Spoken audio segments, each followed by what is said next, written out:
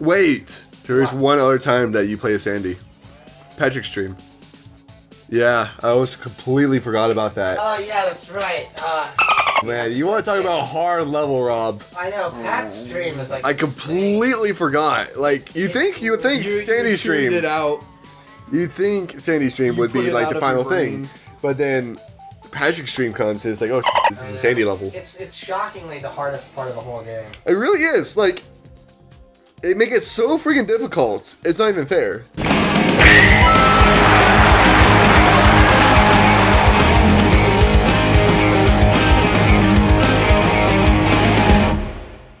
Hello everybody and welcome back to Roadtop Dynamo. Now, where we last left off, Rob had to destroy his ego to make room for a new self. Id. Yes, that is exactly. He had to destroy the super ego. Okay, Oops, all id. I am the ego. So I'm assuming there's another spatula up here, because one of the spatula names is Super Bounce. Oh yeah. Like once you instead of going to the like in front of Squidward's house, you have to go on to Squidward's house. Oh, okay. That's kind of like a throwback to when you got the golden underpants for the first time. Oh yeah. Wow, memories. So then just memories. Distant colored memories. 85% done with the game, kids. Woo! Can you believe it? Wow. We're already halfway there. Halfway there. Halfway there. Halfway there. Halfway there. Halfway there. Alright, now, I always hated Squidward's house. I know, it's kind of obnoxious. This is just Oh my annoying. god. It is. Well, wait till you see it. Luckily, Jacob has to do this. Yep. What the? But wait, oh no. Oh, What is that nightmare fuel? You haven't seen it yet. You wait, kiddo. It gets better. That face in the corner, like right above. That's our reaction playing this game. There's your nightmare. That is a nightmare. Don't worry, Mr. Krabs. No, is it just platforming? Yeah. I can do platforming. It's... I can't. I hate the. I hate slide. But wouldn't just sliding down a slide be technically platforming to the extreme? No, that's what I call. I'm sorry, what are you upset about now? I wasn't paying attention. You're just complaining about the Sandy level again. Oh, well, that was a while ago, man. You can't live in the past. Yeah, seriously, Rob. You just need to move on. You need to learn to let go. Fight you. Live to forget and live to forgive. So yeah, this level is just, it's not difficult per se. It's got its moments, but it's more just annoying than anything. It's obnoxious. So speaking about steaming hot piles of human feces. This is now, just as a side note, this is 10 times easier now that I know the jumping exploit, which is that if you swing your arm, you get a little bit of extra airtime. Oh, really? Yeah, now that I know that, I'm like, okay, this is actually much easier. What do you mean you just swing your arm like... So, okay, you do this, and then you swing, and then you can stay in the air. Huh. Anyway, swing your arm like interesting. That. So a friend of mine posed this question to me recently. Mm-hmm. And it kind of blew my mind that people actually think this way. So whenever you go to the little serenader's room for a number dose. So the bathroom. Yeah. Okay. Yeah. Oh, the little thing. Okay, I see what you did little there. Serenader's room. Okay. Yeah. Whenever you go numero dos, do you pull your pants all the way down, or do you pull it down to your knees? Wait. Oh, so you mean like instead of your ankles, you pull it down to your knees? Yeah. And is this a public serenader's room or a private serenader's room? Does it matter? Just like universally, what do you do? Yeah, universally, what do you generally do? I always just pull it down to my ankles. I'm a free spirit. I just gotta let it go. Like when I'm going, I did into the void. yeah. You just gotta let it go, man. Just me personally, like I don't care. Let it go. All right. That's how I do it. That's a fair assessment. I do that a bit less so because of free spirit and more because I don't want to risk getting any backwash onto my pants or underpants. Understand. More so that. So do you do the knees or do you do the ankles? I do the It's weird. Like, you really got to think about like last time you win. It's like, what did I do? We're gonna ignore fringe cases. Like, say you're in a really, really bad public restroom where like there's stuff all over the floor. You obviously don't want your pants on the floor. Yeah. So no, I don't like drop them to the floor. But honestly, I'm not even kidding here. In those scenarios, I just don't even use that bathroom. Yeah, that's also an understandable solution. I can hold it. But like, there are people out there who pull it like just to their knees. Yeah. And do that. Which, I mean, I respect you for your decisions. Right. You do you, man. You do you. You guys suck. How many is that? That's okay? 7 That's 2 times. out of 5. Okay, so Yeah. But Well, you got two We more got- dreams. yeah, we do. So we got 3 more socks before we've gotten every single one of Pat's socks. Oh, really? Yeah. That's it? Oh, I guess this is the final level. heck, dude. Because, all right, Rob, what do you do? I pull them down to my ankles. See, I mean, But that's my, just... my argument is like, I like having the leg room. I like being able to like relax and sprawl out, be like, hey, my knees are free. My little undersides are free. You can argue that's the most relaxing part of your day. It's very relaxing.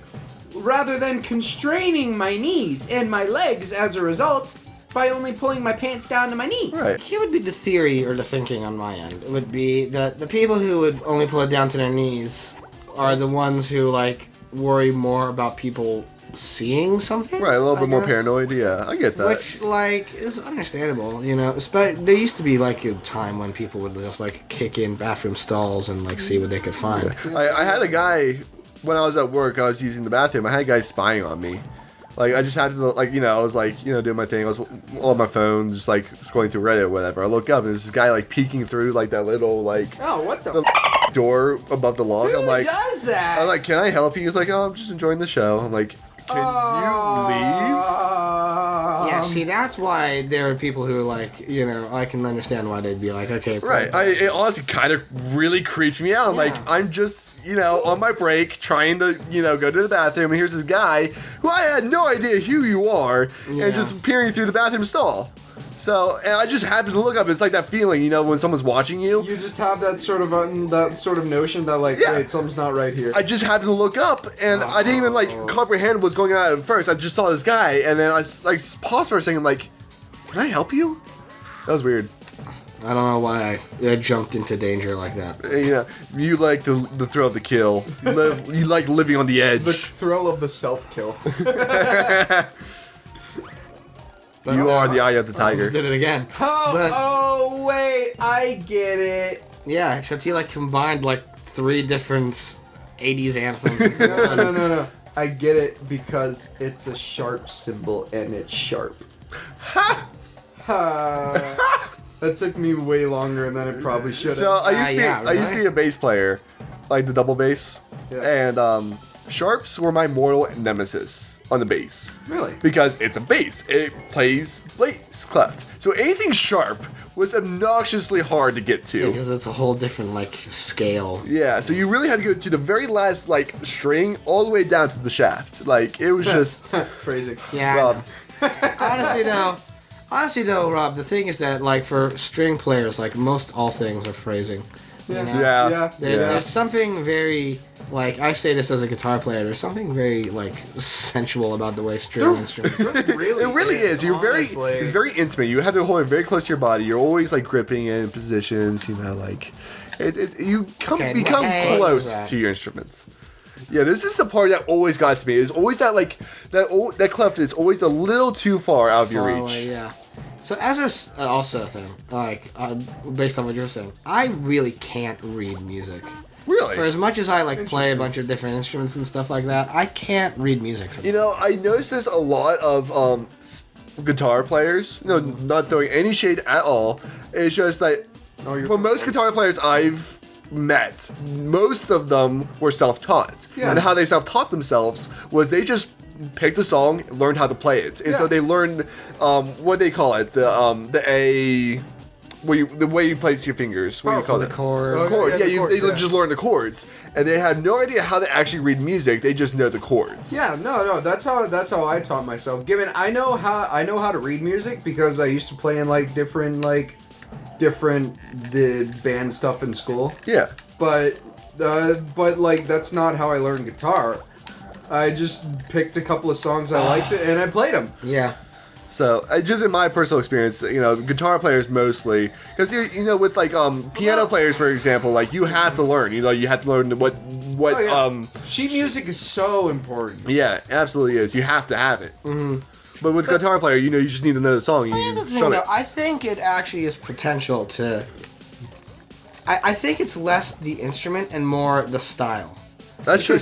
Because remember, like, there is a difference between, say, rock guitar and classical guitar. Mm-hmm. There are people who play like crazy, classical guitarist things, and their like fingers move at the speed of light. Right. But that's like trained. That's like you work your apprenticeship with like masters. Yeah, that's like years of practice. Yeah. We're talking about starting off when you're young and going like, I'm gonna learn this thing and I'm gonna be the best. I mean, the guitar player now is defined by kind of that rock and roll, like Rolling Stones-esque. Right, the garage band kind of thing. Yeah. But as you were saying that, I also thought of like jazz players, like jazz bands. A lot of them, they don't even have a set song. They just kind of go with it. They get an idea, boom, you go for it. Yeah, because jazz is a very improvisational kind of style. Yeah. There you get like maybe a chord sequence, like a go from A to B flat 9 to whatever. Right.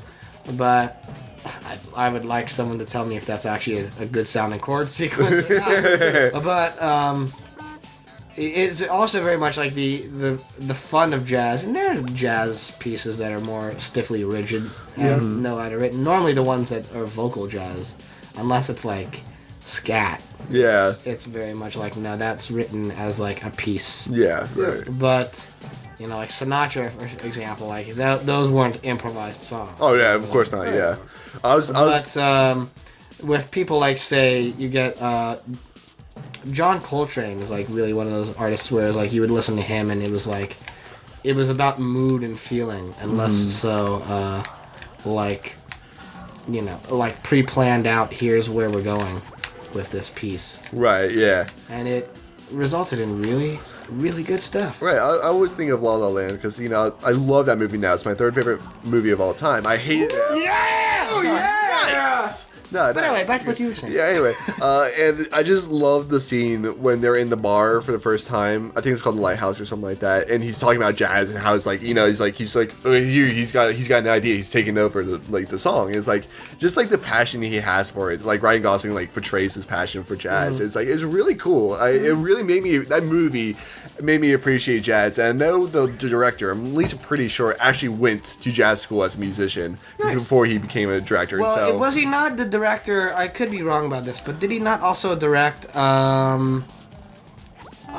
Whiplash? Yes, and that was based off a true story, a true professor he had during school. He based off on that movie off him. Yeah, so I mean, he clearly has a style that he likes. Oh yeah, and so in the same way of say like a Scorsese is very much he's a rock and roll kind of director. Oh yeah, the way he uses the Stones very liberally in his movies. Yeah. But that's sort of I would guess that. Why would you use rocks in a movie? Rob, prepare to be slapped. Because you're going to get off. Just as a side note here, this is about... Have some sympathy for the devil. This whole thing here is just about the biggest phallic symbol. Thumbnail right there. There's even a minor, you can see kind of a smirk on Squidward's face, you know what this is. Yeah, you know what's going on here. Ladies. Scroll down the shaft. Oh man, look, it just keeps going. I can't believe it's so big. Look at that girth. I can't climb up it. It's so big and wide. Oh, there's a note there that I just didn't see, and I could have jumped on the whole time. Whatever. Oh. Well, maybe you should take note of that. And on that note, thank you so much for watching this episode of Jacob's Gaming Weekend. Seems like I struck a chord there. If you that joke kind of fell flat. Wow, you must be pretty sharp to notice that. Hey, before we get out of hand, I'm going to say if you like what you're hearing, be sure to hit the subscribe button. Rob, I'm about to punch you in your cleft. On the screen, you'll see more episodes of Gaming Weekend and more episodes of Serenade Caffeine. And we'll see you all next time. Bye bye. Well, that was very base of you. Wow. On that high note.